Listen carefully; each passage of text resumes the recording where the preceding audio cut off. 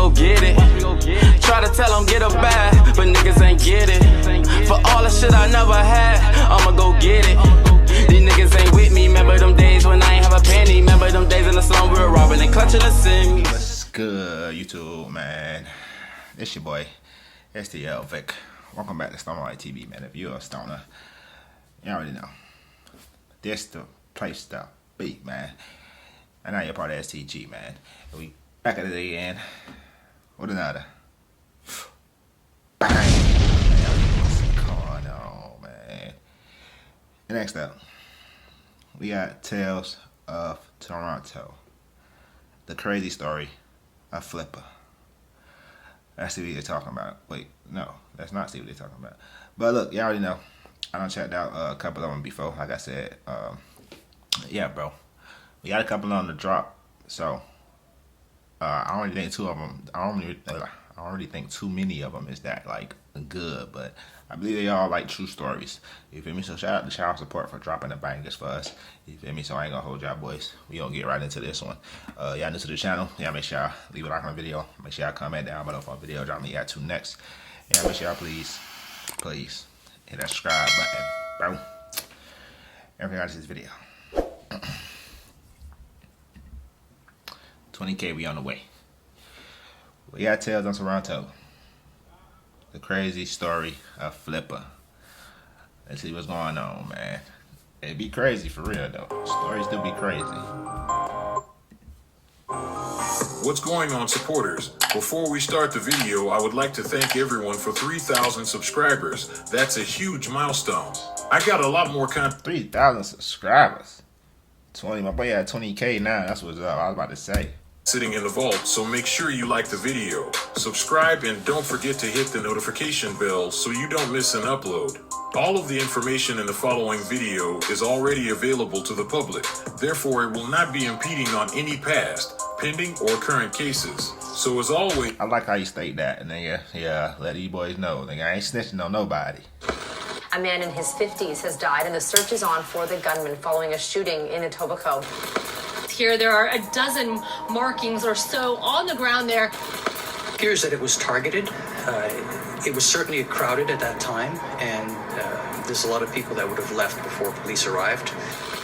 Suspect approached the deceased. The fact that there were multiple shots fired, it would be considered overkill in a situation. Deceased ran into the restaurant to get away from the bullets, and the waiting car drove away with the suspect in the passenger seat. So clearly, this looks to be a planned shooting. Damn. Yeah, right, no cap. It be going down in Toronto. I did not know, bro. I'm 2 minutes from the food bank. Fam, okay, you better be there. I'm packing the next white boy there at that food bank. Switched up my Glock. You went crashing, nigga. You from make-believe. And my Yo, no way. This nigga Flippa, wow, already, nigga. Somebody say I'm packing the first white boy. Now, how you gonna, nah. Bruh, how you gonna be able to bag, how you gonna be ready to bag any white boy you see, bro? That's fucked up, bro. Said Mohiuddin, better known as Flippa, came to Toronto from Somalia when he was an infant and settled in impoverished Lawrence Heights, specifically Jumble, which is where his parents raised him and his 5 siblings. Jumble has birthed some rare talent, from the lyrical and deep rap group Ghetto Concept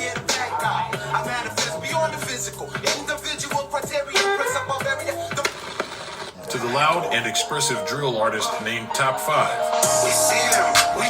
Wait, I said I'm on top 5. Wait, didn't I?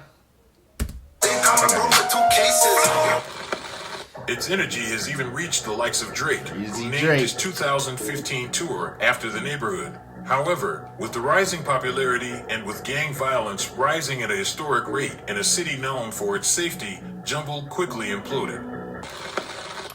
Toronto's Lawrence Heights is home to families. Wait, these boys even had Drake backing them? Like, not really backing them, but children to be safe. It's also an area plagued by senseless gun violence and criminals with no regard for innocent lives. CTV's Murda Anthistle's in the community tonight, where residents continue to gather to share their experiences. Murda.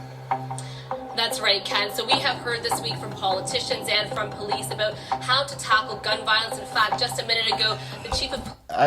no cap. That ain't really a bad ratio, bro. 86 shooting, only 6 people died, 41 people got shot or were injured type shit. That ain't really a bad ratio, honestly, bro. Like 86 people, 86 shootings. Like, niggas ain't got no aim, honestly. Walked into this meeting, but this neighborhood really wants to hear from its own people. They have experienced a very violent summer so far this year, and they say they want to hear from those experiencing the trauma of gun violence. On July 15th, just before 5 p.m., 2 men opened fire near Allen Road and Rance Avenue. This would be the first of 9 shootings within a 3-week period in and around the Lawrence Heights neighborhood. As Jumble was up in flames, Flippa was all the way in Mississauga, Ontario, robbing banks. In September of 2013, the local Saga news station posted a picture of a 24-year-old Flippa and alleged he walked into a bank just after 2:30 p.m. and handed the teller a note demanding cash. But when the teller pressed the panic button, my boy said, "Keep calm." Oh, that's the most British shit ever. Keep calm while I use my gun on you. Keep... What did it say? Keep something. Keep a pause. Keep your pause. Keep your pause visible. Don't move a hand. Grab the money and cash. And what the hell, nigga? What? He fled the bank. Flippa was arrested shortly after, but due to this being his first arrest, he managed to beat the case. However, his troubles were just beginning. By the middle of 2013, the city of Toronto was suffering. Gun violence was at an all-time high. The streets were flooded in historic downpours, and the mayor of the city was caught smoking crack. There's been a serious accusation from the Toronto Star that I use crack cocaine. I do not use crack cocaine, nor... I don't know. That's a wild ass, like, you feel me, allegation. You feel me? Am I an addict of crack cocaine? I don't know. Do you smoke crack cocaine? Exactly. Yes, I have smoked crack cocaine.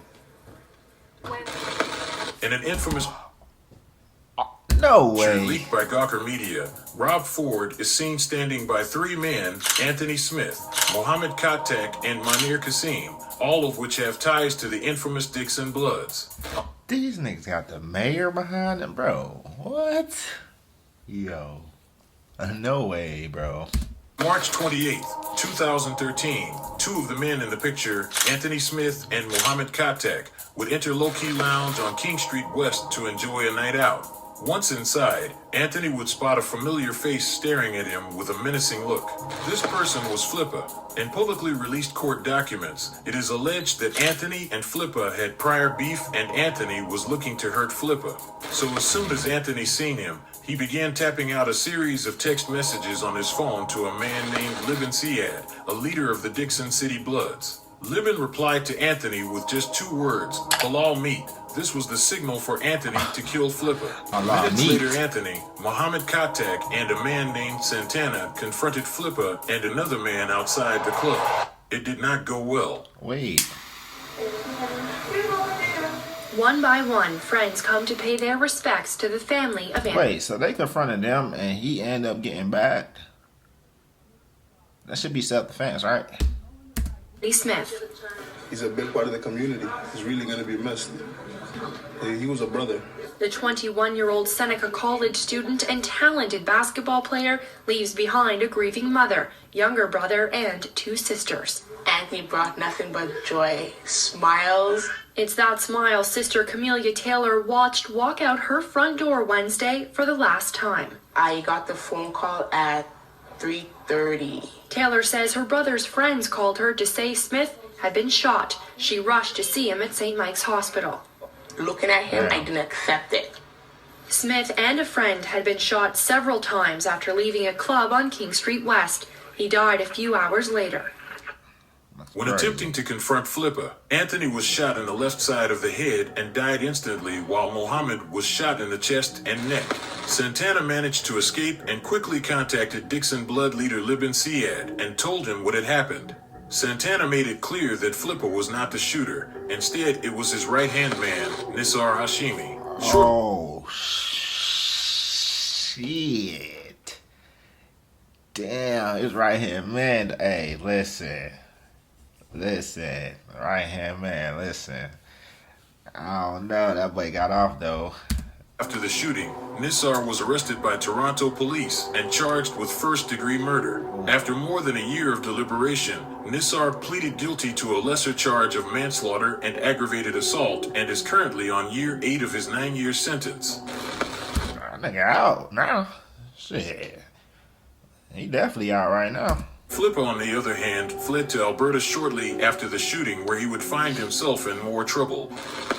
Bullet holes in a windshield in a garage, casings on a driveway. Investigators search for clues in our city's latest shooting. One neighbor's surveillance camera captured the moment a man was targeted by... Damn, nice ass neighborhood too. Y'all boys be chilling, bro. I don't know about y'all boys, but I grew up. Yeah, I ain't living on nice neighborhoods like this. So to see shootings and shit happen in nice neighborhoods like this, bro, it is kind of crazy. No cap. It is shooting. One neighbor's surveillance camera captured the moment a man was targeted by rapid gunfire. Police confirm he was struck multiple times and is seen crawling away. One inspector can only say the victim is known to police and it's not believed to be a random act. On June 2nd, 2015, the Royal Canadian Mounted Police, also known as the RCMP, were called to Richard Street at 6 a.m. where a 32-year-old Fort McMurray man appeared to be suffering from a gunshot wound. 1 week later, on July 10th, the RCMP responded to a report of gunshots in the area of Charles Avenue and Hainault Street and found a 59-year-old man dead in a car riddled with bullet holes. Yo, what the fuck is going on, bro? How does all got to tie in back to Flippa, though? That's what I'm trying to see, bro. And I think I saw this video before, bro. I think I saw this shooting video, but I didn't know it was connected. I didn't even know it was in Toronto, honestly.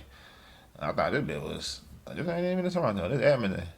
Oh, no, that's the video. But how does connect back to him? At Hainault Street and found a 59-year-old man dead in a car riddled with bullet holes. Police believed both shootings were not only related, but targeted hits as well. The RCMP immediately launched an investigation, and in just 3 months, they announced that Flippa had been arrested and would subsequently be charged with 1 count of aggravated assault, 1 count of careless use of a firearm, 1 count of possession of a weapon for a dangerous purpose. Wait, so both of them was him, bro? Both of them couldn't have been this man. Why? Like, it couldn't. Why? I'm just trying to see why, though. 2 counts of discharging a firearm with intent.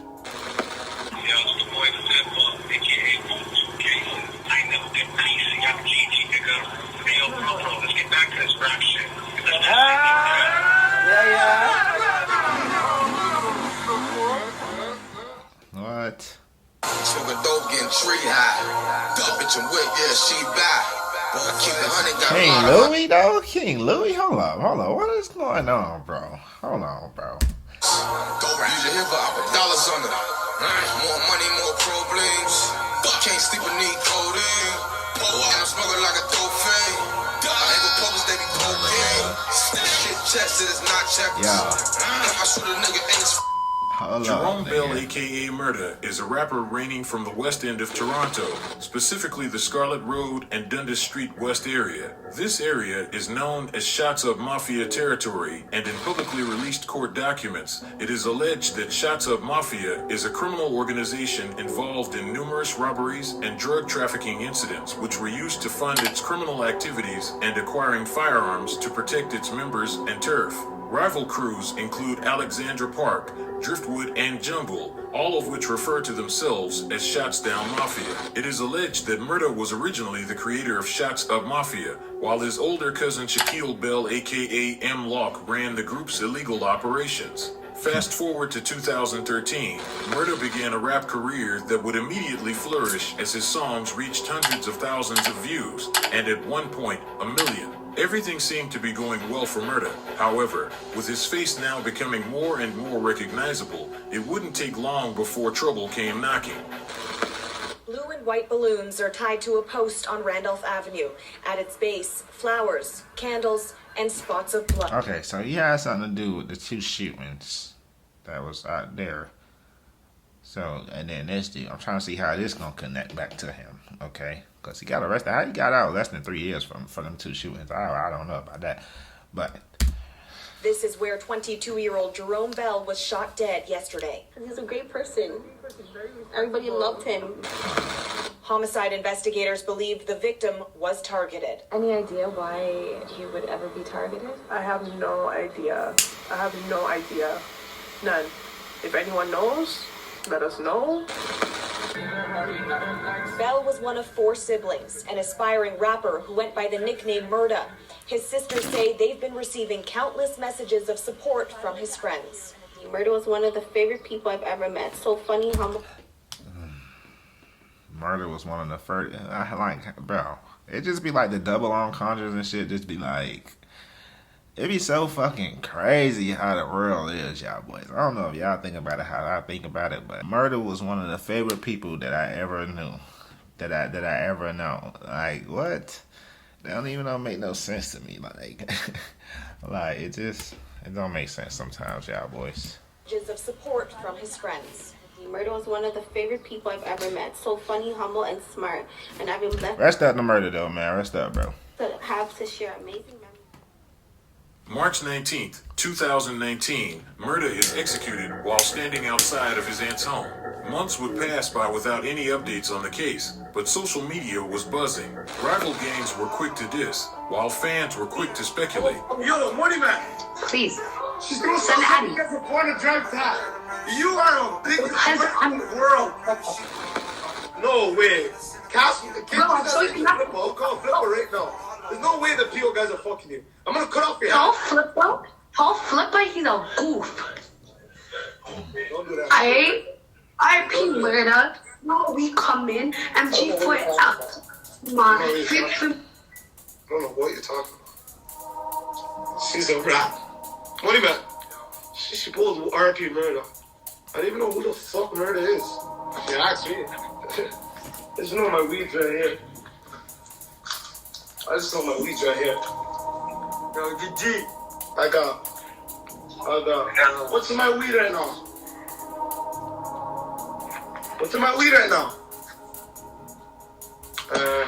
This is called the Murda. I'm not talking about that guy. What is this? Nah, nigga. You know what you talking about, nigga. Murda. He dissing Fast this man. forward. He dissing this man, bro. Okay, so so fucking top 5, whatever the nigga name is. He cool with Flippa. So they got down Murda. So let me see. Months later to November, a bitter Southern Ontario gangland war that goes back decades was reigniting. For years, the Camiso family lorded over the city's underworld with enforcers stretching from Italy across Southern Ontario. One of the many enforcers of the Camiso crime family included Antonio Fiorda. Fiorda, nicknamed Scratch because of his scratchy, graveled voice, was a husband and father of 2 children, an owner of a large collection of vintage muscle cars, and an avid denizen at fitness clubs. In 1996, Fiorda was charged after Toronto police seized an AK-47, a pipe bomb, and other explosives from a North York home he owned, a charge he disputed. He was eventually convicted and served prison time, but once released, those close to him were led to believe he would never return to the life of crime, but instead, he became more careful. Fiorda was involved in a lot of the underworld beefs between high-ranking crime figures spanning over decades. For instance, he was in a dispute with Albanian gangsters who wanted to control Toronto nightclubs in the early 2000s, which led to a sit-down between revered mob bosses to settle their differences. Yo, you would think shit like this only happen on movies, bro, but this shit be so real, cause it'd be like where movies get it from. Like, it should be so real, bro. Like, nigga, like, this shit really be happening, bro. Like, on some real shit. Years, however, it is alleged Fiorda was assigned by a senior mafia boss, who he would accompany to court and other public appearances, to be an enforcer for a high-ranking member of the Camiso organization, who had been the victim of a home invasion robbery by armed men in 2016. This man was Joseph Catrapa, and not only was he an ally of the Camiso crime family, but a rival of Nick Nero, a convicted cocaine smuggler for the Sinaloa cartel.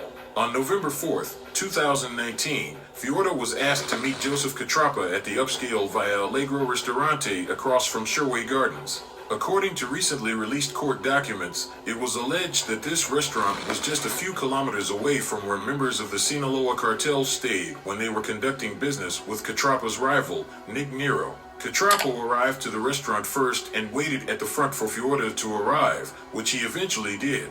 According to investigators, CCTV showed that Catrapo seen Fiorda arrive and went to approach him, but he quickly ran back after hearing a gunshot. A man in his 50s has died, and the search is on for the... If you don't want to learn... Okay. I'm kind of lost, low key, y'all boys, but I'm trying to keep up with it, bro. For the gunman following a shooting in Etobicoke. Let's go live to CP24's Miranda Anthistle, who's at the Queensway and North Queen Street with the very latest on this investigation. It appears that it was targeted. It was a very busy time of day. A number of people walking around the plaza and in the plaza's parking lot. Lying with his head on the curb, and there were two nice women there trying to comfort and help him. And he was obviously in a lot of pain. Damn. 50-year-old Antonio Fiorda was gunned down. In broad daylight, a Ford pickup truck pulled up right beside Fiorda while a lone gunman hopped out the passenger side. He shot Fiorda 9 times before running back in the truck and driving off. Fiorda died at the scene. His death would remain a mystery for months as nobody came out to provide information. But in the meantime, the underground Toronto drill scene was heating up. 2 weeks after the death of Fiorda, jungle rappers Top 5 and Flippa would drop a brutal track titled Drill Some More. This song caused the spark in a series of debates discussing whether serious Wait, how the fuck?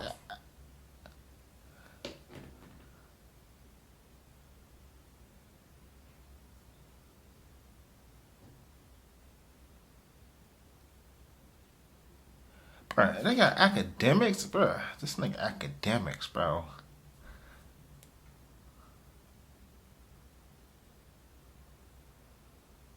What the fuck?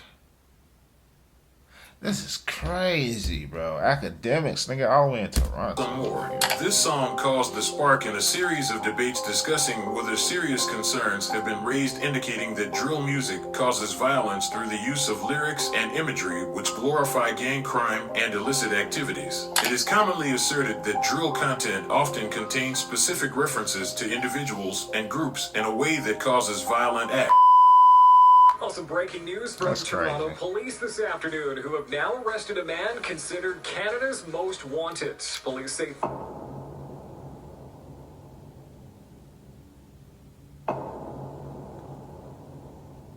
Oh, damn.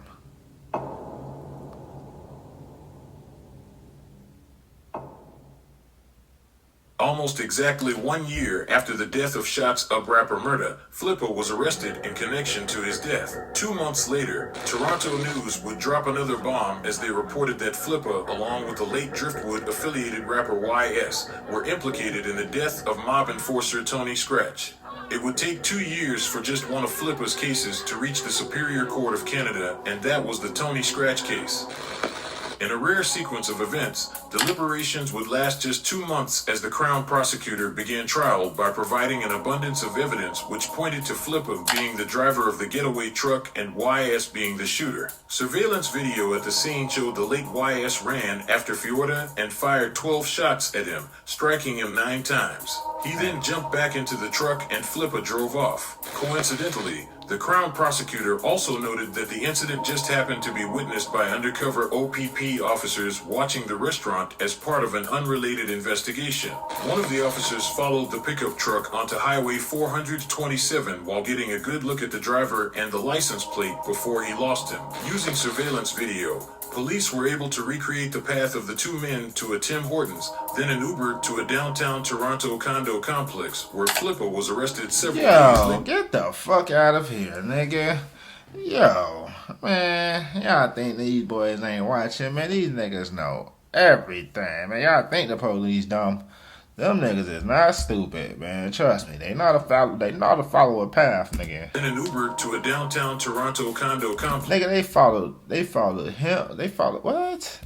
Nigga, they followed him to a motherfucking Uber. License plate before he lost him. Using surveillance video, police were able to recreate the path of the two men to a Tim Hortons. Then, nigga, they recreated a path to a Tim Hortons. Then them getting into an Uber, nigga, with video surveillance, nigga. To a downtown Toronto condo complex where Flippa was arrested several days later. Found on Flippa's phone the day he was arrested was Fiorda's home address, the kinds of cars he drove, the fact that he walked with a cane, and that he went to an LA Fitness gym every weekday from 8 a.m. to noon. The evidence also showed Flippa was following Fiorda at the LA Fitness regularly. The police Yo. No cap. You did the shit by scouting some shit out. No cap. But nigga, your ass is not a good criminal at all, nigga. Why you didn't delete the evidence, bro? Why would you keep the evidence, nigga? I would have threw the whole phone away, nigga. The hell? Nigga, I would have threw all that shit away.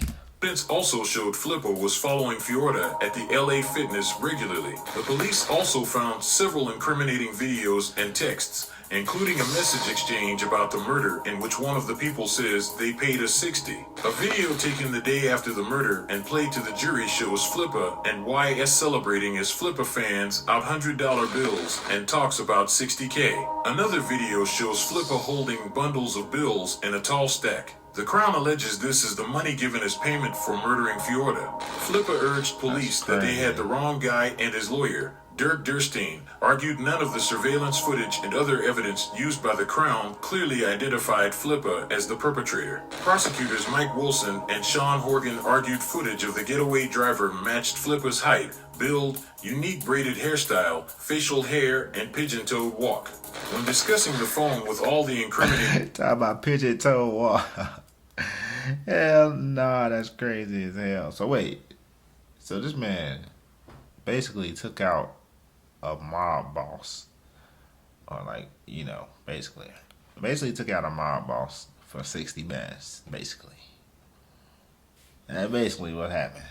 Evidence, Flippa insisted the phone was a loaner from YS, who he labeled as a drug dealer with multiple burner phones. YS was killed 1 month after executing Fiorda, and his death is still a mystery to this day. Deliberations would last just 3 weeks, as the abundance of evidence would assist the jury in quickly reaching a verdict. Said Mohiaddin, aka Flippa, would be found guilty of first-degree murder.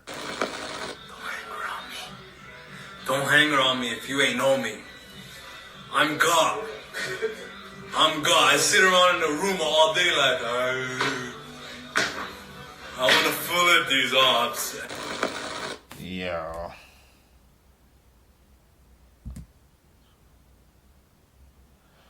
Damn. Okay, so nobody just saying, okay. I don't know. That shit just go on and on, y'all boys. But listen, that's crazy. No cap. Flippa ass. It'll be a lot of shit going on in Toronto, bro. But y'all let me know. We'll check out some more. Y'all already know, man. Love y'all boys. Appreciate the support. That's it for the video. Y'all make sure y'all leave a like, leave a comment, subscribe, and we out, man. It's on White TV.